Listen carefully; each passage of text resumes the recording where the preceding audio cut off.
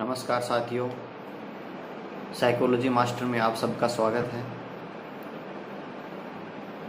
जैसा कि आप सबको पता है कि इस प्लेटफॉर्म पे हम मनोविज्ञान का अध्ययन करेंगे या मनोविज्ञान के बारे में दूसरे प्रकार के वीडियोस जो मानव व्यवहार से संबंधित है उनके माध्यम से उस व्यवहार का थोड़ा सा जानकारी प्राप्त करने की कोशिश करेंगे। तो इससे पहले वाले वीडियो में मैंने आपको इस चैनल के बारे में ऐसी थोड़ी सी जानकारी मैं आपको दे चुका हूँ। तो आज हम स्टार्ट करते हैं मनोविज्ञान का थोड़ा सा सामान्य परिचय कि मनोविज्ञान का उद्भव कैसे हुआ और कब ये एक विषय के रूप में सबके सामने आया। तो कुछ लोग जो पहले से साइकोलॉजी या मनोविज्ञान पढ़ चुके हैं उनके लिए क्लास थोड़ी सी ये हो सकता है कि उनका पढ़ा हुआ है तो थोड़ी बोरिंग हो सकती है, लेकिन इसमें कुछ नई जानकारी भी आपको दी जाएगी, तो आप इसको मिस ना करें। तो शुरू करने से पहले मैं एक लाइन आपको बोलना चाहता हूँ जो एक मनोवैज्ञानिक है इविंग हांस, उनकी बोली हुई है इविंग हांस। उनका कहना है मनोविज्ञान का अतीत बहुत लंबा है परंतु इतिहास बहुत छोटा है। इस एक लाइन से आपको मनोविज्ञान के बारे में या मनोविज्ञान के इतिहास के बारे में लगभग जानकारी मिल जाए। ये लाइन क्या कहती है कि मनोविज्ञान का इतिहास है वो बहुत छोटा है परंतु अतीत है वो बहुत लंबा है। कि इतिहास हम कह सकते हैं कि जब से मनोविज्ञान विषय दर्शन शास्त्र से निकल के एक स्वतंत्र विषय के रूप में प्रकट हुआ है तब से हम मनोविज्ञान के इतिहास को जानते हैं, परंतु जो मनोविज्ञान का अतीत है वो बहुत लंबा है। क्योंकि ईसा पूर्व से के समय से भी मनोविज्ञान के जो टॉपिक्स है या जो मनोविज्ञान विषय की जो बातें हैं वो तब से ही होती आ रही है। जैसे कि व्यक्तित्व हो गया, किसी इंसान की रुचि हो गई या आंतरिक संबंधों के बारे में लोग पहले से अध्ययन करते हुए आए।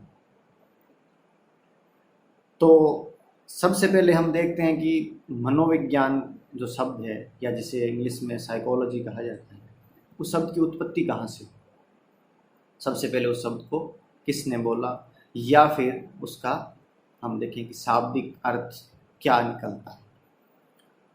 तो मनोविज्ञान शब्द का जो सबसे पहले जो इस्तेमाल किया गया है वो बहुत सारी जो गाइड्स उपलब्ध हैं उसमें कहा जाता है कि रुडोल्फ गोयल के जो है उन्होंने 1590 में इस शब्द का सबसे पहले इस्तेमाल किया है। लगभग सभी गाइडों में यही शब्द वहाँ पे आपको इसी व्यक्ति का नाम मिलता है। लेकिन उनसे पहले भी एक जो क्रोएशिया कंट्री है वहाँ के एक मानवतावादी थे जिनका नाम था मार्को मोरेलिक, जिन्होंने 1500 शताब्दी के अंत में या 16वीं शताब्दी के शुरू में रुडोल्फ से पहले भी इस शब्द का इस्तेमाल वो कर चुके हैं। इन्होंने जिस शब्द का इस्तेमाल किया था वो था लैटिन भाषा का साइकोलॉजिया। क्या शब्द था? साइकोलॉजिया। और अच्छा, अब यहाँ पे ये आता है कि सबसे पहले फिर किसको माना जाए। तो देखो कि इसमें मैं यही कह सकता हूँ कि अगर आरपीएससी में कहीं भी ये क्वेश्चन आता है और अगर उसमें ये दोनों में से एक ही ऑप्शन मिलता है तो आपके लिए आसानी हो जाती है। लेकिन अगर दोनों शब्द आते हैं रुडोल्फ गोयल के और मार्को मोरेलिक तो आपको उसमें से मार्को मोरेलिक को ही चूज करना है, क्योंकि हर जो रेफरेंस की बुक्स है उसमें ये सब दिया गया है कि सबसे पहले इन्होंने इसको इस्तेमाल किया। अब बात आती है कि इंग्लिश वर्ड जो है साइकोलॉजी उसका सबसे पहले किसने इस्तेमाल किया। तो उसका सबसे पहले इस्तेमाल किया था स्टीवन ब्लैंकॉट ने 1694 में सबसे पहले उन्होंने इसका इस्तेमाल किया था। तो ये तो हो गया कि सबसे पहले शब्द का किसने इस्तेमाल किया और कब किया। अब हम आते हैं कि साइकोलॉजी जो शब्द है उसका शाब्दिक अर्थ क्या है। तो साइकोलॉजी जो शब्द है वो ग्रीक भाषा से निकल के आए हैं। ग्रीक भाषा का जो मूल शब्द थे इसके वो ग्रीक भाषा के हैं। तो इसमें सबसे पहले इसको अगर दो भागों में बांटे तो सबसे पहले है साइकी प्लस लोगिया। साइकी और दूसरा जो शब्द है वो है लोगिया। ग्रीक भाषा में साइकी का अर्थ है आत्मा, पवित्र या श्वास, और दूसरा जो शब्द है लोगिया उसका अर्थ है स्टडी या फिर रिसर्च। तो इस ग्रीक भाषा के शब्द के रूप में अगर हम इसको देखें तो इसका अर्थ होता है आत्मा का अध्ययन या आत्मा का अनुसंधान। आत्मा का अर्थ आत्मा का अध्ययन या आत्मा का अनुसंधान, ये ग्रीक भाषा के शब्द से बनता है, या ग्रीक भाषा का जो शब्द है उससे इसका शाब्दिक अर्थ ये बनता है। दूसरा जो आजकल हम ज़्यादा से ज़्यादा गाइड्स में या जिसका इस्तेमाल करते हैं वो भी मैं आपको बता देता हूँ। इससे पहले मैं आपको बताऊंगा कि जो ग्रीक भाषा का शब्द है साइकी, जो ग्रीक भाषा में लिखा जाता है या ग्रीक लिपि में जो लिखा जाता है, तो उसका पहला जो अक्षर है, उसका जो पहला अक्षर है जो आप इसमें देख सकते हैं, उसी से साइकोलॉजी का जो लोगो है वो बना है। साइकोलॉजी का लोगो है जो इसी ग्रीक भाषा के शब्द से बना है। अब बात करते हैं दूसरा जो आजकल गाइड्स में जो शब्द चलता है, जिसका जो विभाजन साइकोलॉजी शब्द का किया गया है वो है साइकी प्लस लोगास। ये तो आप सब लोगों ने पढ़ा ही होगा, साइकी प्लस लोगास, जिसमें साइकी का अर्थ है आत्मा या पवित्र और दूसरा लोगास का अर्थ है विज्ञान, यानी कि आत्मा का विज्ञान। तो इस हिसाब से हम कह सकते हैं कि दोनों तरीके के जो शब्द है उसमें एक शब्द कॉमन है या एक अर्थ हम कॉमन लेते हैं, वो है साइकी, जिसका अर्थ है आत्मा, यानी कि आत्मा। और दूसरा जो शब्द है उसमें कहीं ना कहीं एक में जहाँ लोगिया है, दूसरे में लोगास है, एक में अध्ययन है, एक में विज्ञान है। तो इन दोनों में ये होगा कि आत्मा का अध्ययन, या हम कह सकते हैं कि आत्मा का विज्ञान। तो आत्मा का विज्ञान का मतलब यही होगा कि आत्मा का अध्ययन करने वाली जो चीज़ है वो आत्मा का विज्ञान। तो इस हिसाब से हम कह सकते हैं कि मनोविज्ञान या साइकोलॉजी जो शब्द है उसका मतलब है आत्मा का अध्ययन या आत्मा का विज्ञान। अब हम बात करते हैं कि जो साइकोलॉजी है वो जब दर्शन शास्त्र से अलग हुआ तो कब से हुआ माना जाता है, या यहाँ पे एक चीज़ आती है कि किसने इसकी अलग स्थापना करी या किसको फादर ऑफ साइकोलॉजी कहा जाए। तो इस विषय पे मैं थोड़ा सा मैंने पिछले वीडियो में प्रकाश डाला था कि एक तो विलियम वुंट है और दूसरे जो है अरस्तु, जिनके बारे में ये दोनों को कहा जाता है कि ये फादर ऑफ साइकोलॉजी है।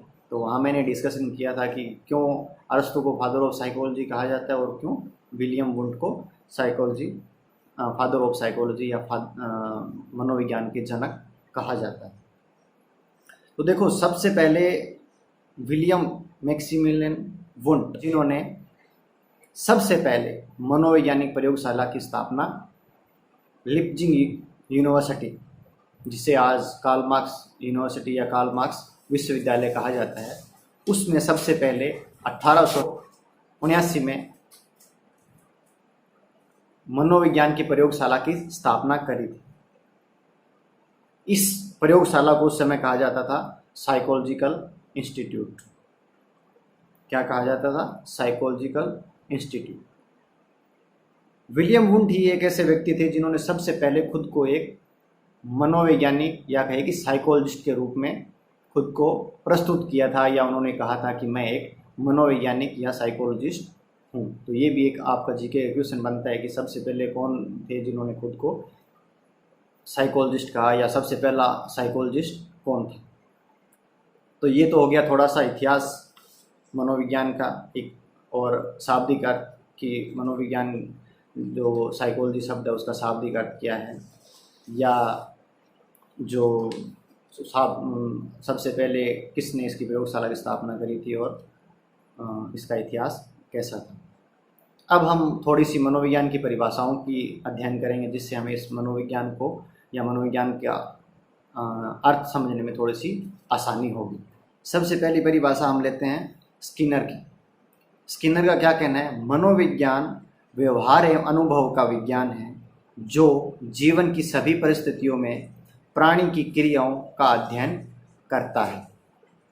यानी कि मनोविज्ञान है जो व्यवहार एवं अनुभव का विज्ञान, व्यक्ति के व्यवहार जो कर रहा है उसका और उसके जो अनुभव है, जो उसने एक्सपीरियंस प्राप्त किए हैं, उन सब का विज्ञान है, जो जीवन की सभी परिस्थितियों में, अलग अलग जगह जब हम व्यक्ति कोई रहता है तो उसकी सभी परिस्थितियों में प्राणी की क्रियाओं का अध्ययन करता है, प्राणी की क्रियाओं का अध्ययन करता है।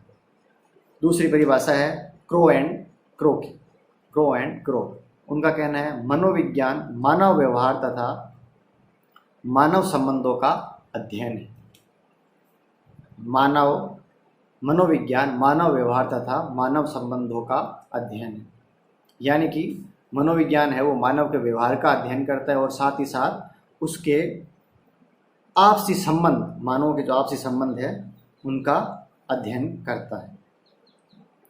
अगली परिभाषा है वुडवर्थ की। वुडवर्थ क्या कहते हैं?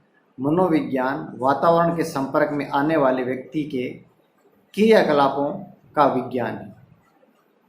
अब इन्होंने एक चीज़ और जोड़ी है साथ में कि मनोविज्ञान है जो वातावरण के संपर्क में जब व्यक्ति आता है तो उसके क्रियाकलापों का अध्ययन मनोविज्ञान करता है। तो पहले वाले में हमने क्या देखा था कि प्राणी विभिन्न परिस्थितियों में जब व्यवहार करता है तो उसका अध्ययन मनोविज्ञान करता है। दूसरा वो क्या कहता है, दूसरा जो क्रो एंड क्रो परिभाषा दी है उसमें वो कहते हैं कि जो मनोविज्ञान है वो मानव व्यवहार के साथ साथ मानव के आपसी संबंधों का अध्ययन करता है। तीसरी परिभाषा में हमने क्या देखा कि मानव की जो क्रियाकलाप है वो वातावरण में जब होते हैं तो उसका अध्ययन वो मनोविज्ञान के अंतर्गत किया जाता है। उसके बाद हम देखते हैं वॉटसन। वॉटसन क्या कहते हैं? मनोविज्ञान व्यवहार का निश्चित या शुद्ध विज्ञान है। व्यवहार का निश्चित या शुद्ध विज्ञान है। तो क्या कहते हैं ये कि जो मनोविज्ञान है वो व्यक्ति के जो व्यवहार है उसी का अध्ययन करने वाला एक विषय है। उसका निश्चित या शुद्ध अध्ययन करने वाला विषय वो है मनोविज्ञान। अगली परिभाषा क्या है? गार्डनर मर्फी की। वो क्या कहते हैं? मनोविज्ञान वह विज्ञान है जो जीवित व्यक्तियों का उसके वातावरण के प्रति अनुक्रियाओं का अध्ययन करता है।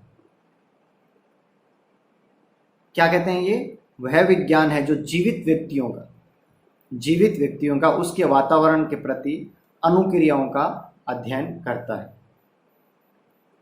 जब कोई जीवित व्यक्ति वातावरण के प्रति अनुक्रिया करता है तो उसका अध्ययन मनोविज्ञान के अंतर्गत किया जाता है।